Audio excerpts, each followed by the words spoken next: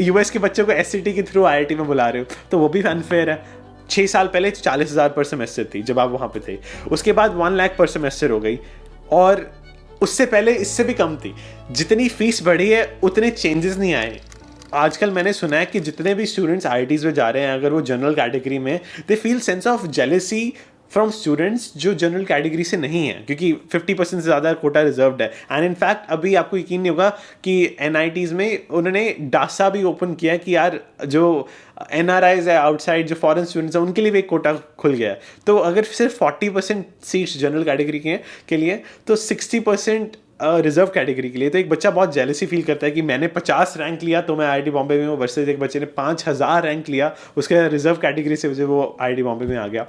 और do you think that is even worth it? Because अगर आप देखा जाए कि they are from lower middle class families, बाद में मैंने सुना है, क्या ये सही है कि डेटा के अकॉर्डिंग कि वो स्टूडेंट्स ग्रेजुएट भी अच्छे से नहीं कर पाते, बिकॉज 4 years में जो सिलेबस डिज़ाइन होता है आईआईटीज का, वो एवरेज स्टूडेंट की तरह होता है। आप paper Hindi medium, Telugu medium, Tamil medium में दे सकते हो, पर वो इंग्लिश में होता है, वो कवर अप भी नहीं कर पाते। Can you shed more light on that?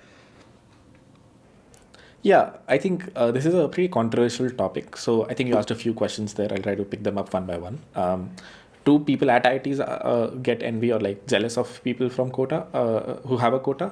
I don't think that's the case, because हम तो पहुंचे गए ना. If someone has reached the IIT, why would they be jealous of a friend who also reached with a higher rank? जो बंदा पहुंच जाता है उसको फर्क नहीं पड़ता. I've seen it more in people who don't make it to IITs, because they're like, अगर ये कोटा ना होता तो मेरा पक्का पक्का हो जाता. So I've seen the jealousy is a little more there. Also, like, once you've reached the campus, you're all friends. Like, I have tons of friends who are from general category and different categories. तो ऐसा कोई वो नहीं रह जाता, disparity नहीं रह जाती once you've reached the college. And also I've seen a lot of times caste, what's the right word, category वाले लोग दे ज़्यादा फोड़ जाते हैं फ्रॉम जनरल कैटेगरी लोग. After you reach the college doesn't really define कि हाँ तुम कौन से कोटे से हो. Friend of mine had like 20 times the rank as I did, was in computer science at IIT Roorkee. He is doing pretty well. He worked in at I think Microsoft and then joined a startup now. So there is definitely an advantage because same rank pay he would have gotten metallurgy in some very bad IIT, but he got computer science at IIT Roorkee. But once they've reached there, उसके बाद ऐसे मैंने देखा है कि इतना matter नहीं करता, या इतने क्लियरली तुम किसी बंदे को देख के नहीं बता सकते कि इसका कैटेगरी था या इसका जनरल था, बिकॉज वहाँ जाके syllabus totally changes. People are like computer science is what defines you and what gets you in the door is physics, chemistry and maths. तो your competence in one doesn't really affect the other. And to your question of do people leave, I think 1 or 2 people left in my batch, computer science, and that guy was from a category, but I don't, maybe it can be generalized, maybe if you, but I think that can be generalized to general as well, right? If someone is given his or her paper in Hindi, even in the general category, they'll face problems definitely at IIT, because a lot of times the medium of language is English. Because mainly ये चीज़ lower middle class families को ही होती है, right? किसी भी category से हो सकता है. Yes, yeah, totally. कैटेगरी किसी हो सकती है, बट हाँ, if you're from a lower class middle class, or if you're not from a primarily English speaking background, या फिर तुमने अच्छे से इंग्लिश नहीं सीखे, you will face some problems, because even companies, interviewers, the language that you're writing code in is English. Hence English तो मतलब पकड़नी ही पड़ेगी. एंड कोई रिसोर्सेज नहीं दी जाते आईआईटीज़ में कि यार ये बच्चा हिंदी मीडियम से आया है, उसे थोड़ा सा एडजस्ट होने के लिए टाइम दे दें, उन्हें थोड़ा सिखाने के लिए दे दें. क्योंकि इंटरनेशनल यूनिवर्सिटीज़ में हर जगह होता है. जर्मनी में चले जाओ 1 साल, यूएस में चले जाओ आपको 1 साल. यहाँ पे मैं इंग्लिश स्पीकिंग कंट्री से, मतलब इंग्लिश स्पीकिंग कंट्री से नहीं, मतलब मैं अच्छे स्कूल से आया इंडिया से, और मैंने IELTS वगैरह टोफल अच्छे से दिया था, फिर भी मैं यहाँ पे आके इंग्लिश पढ़ रहा हूँ बिकॉज इट वॉज इम्पॉर्टेंट. तो ऐसा कुछ नहीं होता, कोई टाइम नहीं होता. आई थिंक सिर्फ एक चीज़ होती है कि when in your first semester when you're giving an English examination, you can join English 1 or English 2 based on like English 2 is the easier one, English 1 is the difficult one. English 1 में usually 100 बच्चे जाते हैं, English 2 में 900 बच्चे जाते हैं. That was the only thing I saw. इसको छोड़ के I don't think there's any support given, or maybe I don't know, because मैं उसका मतलब I sort of knew English, so I never really looked out for it. I see. So yeah, it is struggle for them. और मैंने एक और चीज़ देखी है कि जो जेलसी फैक्टर मैंने जो बताया ना, ये मेनली क्यों आता है कि फॉर एग्जांपल एक जनरल कैटेगरी का बच्चा है, उसकी एनुअल इनकम 5 लाख से कम है, उसे कुछ फीस देनी पड़ेगी. पर अगर वो रिजर्व कैटेगरी का है, उसकी सैलरी एक अमाउंट से कम है, उसके लिए कोई भी फीस नहीं है. सो एक यहाँ पर भी आता है. शायद आप उससे रिलेट ना कर पाओ बिकॉज आपने शायद, या फिर आपने केसेस देखे हो. आई don't no, what do you think about that? I think I saw a few cases like these. Like there were friends who were like had the best MacBook on campus but weren't really paying any fees, versus like I had a Lenovo और मुझे fees पूरी देनी पड़ती थी, तो that felt a little stingy कि हाँ मतलब I mean because I am also not from the best background, तो I would love a scholarship if I could get one, but वो इतने ज़्यादा क्लियरली डिफाइंड क्राइटेरियाज पे होता है कि तुम्हारी फैमिली इनकम एक्स होनी चाहिए. A lot of people don't have like official family income, but they're from business background, so they make a lot of money और वो झूठ लिख देते हैं भाई. मतलब वहाँ पे आपको यकीन नहीं होगा. मेरा एक दोस्त है, वो he honestly told me like from Boston, he told me कि इंडिया में अगर आप सर्टिफिकेट बनाने जाते हो, OBC certificate, SC certificate, ST, वहाँ पे कोई चेक नहीं करता इनकम. वो मतलब नीचे आप 500 रुपये लिख दो, कभी कभी वो भी लिखने नहीं पड़ते, आप सीधा वो स्टैम्प लग जाती है कि हाँ कि आप इनकम कैटेगरी फुलफिल करते हो टू गेट स्कॉलरशिप. तो या तो ऐसी चीज़ें होती हैं. तो इसके कारण लाइक जेलसी फैक्टर होता है कि मतलब एक स्कॉलरशिप वाला बंदा मैकबुक यूज़ कर रहा है, और इवन दो वो बिजनेस बैकग्राउंड से है, and as compare to service background वाला बंदा जो भर भर के फीस दे रहा है. एंड इससे मुझे एक और टॉपिक याद आता है कि काफ़ी स्टूडेंट्स कंप्लेन करते हैं कि जैसे कि IITs की फ़ीस 6 साल पहले 40,000 पर सेमेस्टर थी जब आप वहाँ पे थे, उसके बाद 1 लाख पर सेमेस्टर हो गई, और उससे पहले इससे भी कम थी. जितनी फीस बढ़ी है उतने चेंजेस नहीं आए. Is that true? I don't think fees anyways defines college. College के लिए fees is probably a very small part of it. IITs get like a lot of scholarships from the government, or like subsidies from the government, so that's their primary source of income anyways. So at least मेरे college में देखा है कि हाँ मतलब what are the things that could change? Infrastructure was changing, a lot of big buildings were being built. Computer science का specifically the building was changing to a much better one.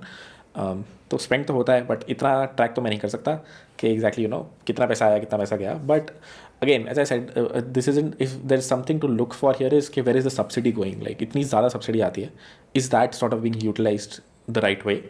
बच्चों की fees तो I don't even know why they increase it. It's anyways like so heavily subsidized कि 90% or 99% मैंने सुना था, किसी ने बताया था, of your fees is subsidized. If you're paying 1 lakh rupees, the college is actually spending 1 CR on you. So उसको बढ़ाने से anyways I don't think the campus benefits as much. काफ़ी चेंजेस जो आते हैं वो दिखते नहीं हमें, पर मेरे लिए ये थोड़ा यूनिक था क्योंकि यूएस में बाहर कॉलेजेस में 10% हर साल बढ़ती है. IITs में 40,000 से 1 लाख सीधा एक सेमेस्टर में जाना वो थोड़ा सा ओवरवेलमिंग हो सकता है फैमिलीज के लिए कि हाँ इतना करना. I just agree it's too much of an increase मतलब, but that's historically happened कि education has always beat inflation in terms of जितनी फीस बच्चों को देनी पड़ती है बहुत ज़्यादा drastically. तो I think it will just keep on happening. The best thing you can do is कि either take a loan or you have to get through the college, right? ऐसा तो नहीं है कि फीस 1 लाख से 2 लाख होगी तुम नहीं जाओगे, IIT का ब्रांड छोड़ दोगे, किसी भी बड़े कॉलेज का ब्रांड छोड़ दोगे, at least for now. Few years में मे बी दिस चेंजेस. तो अभी के लिए आप जिससे कुछ भी करके दे दो and you will make much more in like 6 months of graduating. So अभी I was watching Dr. Ram Gopal Rao's interview. उन्होंने बताया कि there is not a single IIT जो top 100 तो क्या top 150 में भी नहीं है all over India. और एक 150 रैंक के आसपास अगर कोई यूनिवर्सिटी है that is an IISc. So in terms of that, can you please explain कि इसका जो सबसे बड़ा रीज़न उन्होंने बताया कि इंटरनेशनलाइजेशन नहीं है, मतलब इंटरनेशनल स्टूडेंट्स नहीं आते. और मैंने MIT में जाकर एक चैलेंज किया था IIT एडवांस का, वहाँ पे बच्चे कर नहीं पाए. तो इवन दो जेई का exam all over world 25 countries से ज़्यादा में आप दे सकते हो, ओमान, कुवैत, दुबई, हांगकॉन्ग, अब वहाँ पे जाकर वो इंटरनेशनल स्टूडेंट्स दे सकते हैं. पर मुश्किल से 3-4 बच्चे इंटरनेशनल बच्चे IIT क्लियर कर पाते हैं, और उनमें से मेजॉरिटी वो भी नेपाल से होते हैं जिन्होंने इंडिया में कोचिंग ली होती है. सो आपके ख्याल से क्या बेस्ट वे हो सकता है कि इंटरनेशनल स्टूडेंट्स वहाँ पे आए, क्योंकि अभी उनके लिए क्लियर करना ही बहुत मुश्किल है, तो इसका ना हर साल इंटरनेशनल स्टूडेंट्स IIT में जाने वाले कम हो गए हैं. So what could be a best solution according to you for that? कि SAT से भी एडमिशन शुरू कर दो तो बच्चे और जेलसी करेंगे कि हमने जेई के लिए 4 साल पढ़ाई की, आप US के बच्चों को SAT के थ्रू IIT में बुला रहे हो, तो वो भी अनफेयर है. पर आपके ख्याल से क्या सोल्यूशन है? तो I think first to your first point, I think बहुत सारी चीज़ें क्राइटेरिया में ली जाती हैं to create these rankings. I think research is also one big part of it which doesn't happen a lot in Indian colleges, even at IITs. The reasons are many. Should say people are behind jobs, a lot of people are behind entrepreneurship these days. So research sort of gets neglected, which shouldn't be the case because these are meant to be research colleges, and so I think that's where sort of IITs lagged behind and India as a country lagged behind, and that's why we're sort of low there in terms of the rankings. आपने क्या research paper लिखा था? As an example, sorry to interrupt, आपने research paper लिखा था college पे? मैंने नहीं लिखा था. A few friends of mine wrote. I did not. Okay, go ahead. Sorry. Yeah. And what was my second point? Yeah. In terms of bringing people to India, I think India does not have the infrastructure yet to support so many international folks. Whenever people would come at Roorkee as well, I saw that they were sort of mildly scared and like could not interact much with students. At least that's what I saw. So it's easier for countries in the US because उनके पास IELTS का paper होता है, English का paper होता है. It's US is an English speaking country. तो India में अगर तुम्हें बुलाना है तो I don't know you probably need to have a Hindi speaking paper और समथिंग लाइक दैट, बिकॉज 4 साल for an international student in let's say college like Roorkee निकालना और like a city like Roorkee निकालना might be very tough, because Roorkee does not have the best infrastructure for international students. Like उनके लिए language barrier रहेगा, खाने का barrier रहेगा. Versus I think MIT और इन सब में बहुत सारे इंडियन रेस्टोरेंट्स खुल गए हैं. There are lot of Indian people there, you can sort of create groups. तो this will be a very huge lift whenever this happens. But so yeah, those are my thoughts. And आपके research point पे मैं elaborate करना चाहूँगा. मैंने जितना सुना है, मतलब मैंने काफ़ी अपने दोस्तों से बात की है, वो कहते हैं कि IITs में रिसर्च करना versus research in US is completely different game. IITs, आपने खैर पेपर नहीं लिखा, अगर आपने रिसर्च किए शायद you can share more on it, कि IIT में रिसर्च करने का मतलब है कि प्रोफेसर को फंडिंग तब तक मिलती है जब तक वो ज़्यादा पेपर्स लिख सकते हैं. US पे रिसर्च करने का मतलब है कि आपको टॉप जर्नल में जाना है. एक पेपर को लिखने में चाहे 2 साल लगे, 3 साल लगे, वो एक पेपर टॉप जर्नल में ही जाना चाहिए and it should have the best recognition. और इनोवेशन सबसे ज़्यादा होना चाहिए, बल्कि कि यार पेपर लिखे जा रहे हो ताकि फंडिंग मिलती जाए. सो ये जो माइंडसेट है ये डिफरेंट है. आप एग्री करते हो इस पर? Again, I'm not sure if I'm the best person to comment on this, but I think this is true. Quantity over quality is something that's very not important, but like encouraged in IITs. तो हमें बोला जाता था कि 2 research paper छापो, 4 research paper छापो तो तुम्हारा XYZ college निकल जाएगा. तो I think that is the case. And from what I've heard from my friends who were doing masters in the US, वहाँ पे quality matters much more. And उनको ये होता है कि हाँ ये इस स्पेसिफिक कॉन्फ्रेंस में निकालना है, चाहे 2 साल लगे चाहे 3 साल लगे. So I agree.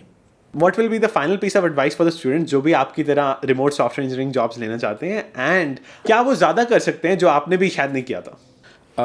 So I think it depends on कौन से लेवल पे बच्चा है. When you're just starting out, I think DSA is the best way to get into some company and sort of get your experience, get some sort of experience somewhere. So if you're just starting out अभी, you have not done computer science in college or in school, तो the first thing and the best thing to do is data structures and algorithms अच्छे से करो and get a job somewhere, usually in big tech. आजकल big tech में तो इतनी ज़्यादा hiring हो रही, मतलब आजकल तो नहीं खैर, but generally if you look at from a broader level, it's easier to get into big tech. Amazon हो गया, Google हो गया इंडिया में, they hire very aggressively and they do like quantity hiring. So it's easier to get into these companies, and all you have to do is data structures and algorithms, standard questions on lead code. So that would be my first advice, कि start there. If you've already done that, you're working in some company, or if you don't want to do that, कि मुझे DSA तो करना ही नहीं है, I want to actually get a bigger job, better job. So in that case, I would say start contributing to open source projects. First, of course, learn a technology. मतलब basic कोई language सीखो, और concepts थोड़े basic तो तुम्हें computer science के समझने ही पड़ेंगे, मतलब OST, BMS, जो मतलब basic चीज़ें हर organization में use होती ही हैं. And once you understand those concepts, then start contributing to open source projects. There are a lot of companies nowadays who open source their products. Either a fleet of their products or like their complete product is open source. So वहाँ पे it's open ground, right? Anyone can contribute. So in fact, you have much more incentive to contribute than even the full-time employees there. Full-time employees को क्या incentive है? That is their full-time job. They're paid for X, they'll do X. But you have a lot of advantage because if you're contributing even more than a full-time employee there, why would they not hire you? So this is the strategy that's worked for me. Work very heavily, very aggressively, and ऐसा हो नहीं सकता तुम्हें reach out आगे से ना आए. But again that's very difficult. तुम एकदम से जाके रैंडम इशूज़ पर कमेंट कर दोगे, and then if you pick up an issue and don't follow up, then it gets very sort of irritating for the developer of the open source project. But if you, the first step है कि अच्छे से skills बना लो, and then open source is out there, GitHub is out there, you can easily get a job. Maybe not easily these days because of the market, but like it's not too difficult. Got it. Thank you so much, Harkirat, for the opportunity of interviewing you again. इतना ज़्यादा informative था, मैंने खुद अपने लिए इतनी ज़्यादा चीज़ें सीखी. I hope students watching can also learn a lot of things from you, and you can check out Harkirat's channel in the description below, because Harkirat ने मुझे बहुत inspire किया in my YouTube career as well. For example, 4 years in 4 minutes वाली video. Thank you so much, Harkirat. Awesome.